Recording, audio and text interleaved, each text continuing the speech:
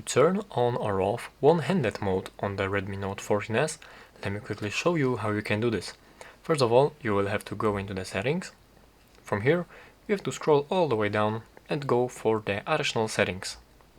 And right here, you can find one-handed mode. So let's tap on this one, and here is the switch to enable it. And there is the description.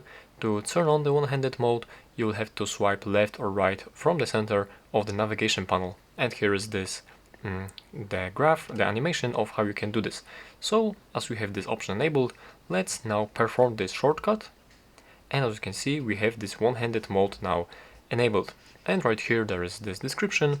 To exit from one-handed mode, you'll have to swipe from the bottom of the screen or tap anywhere above the application.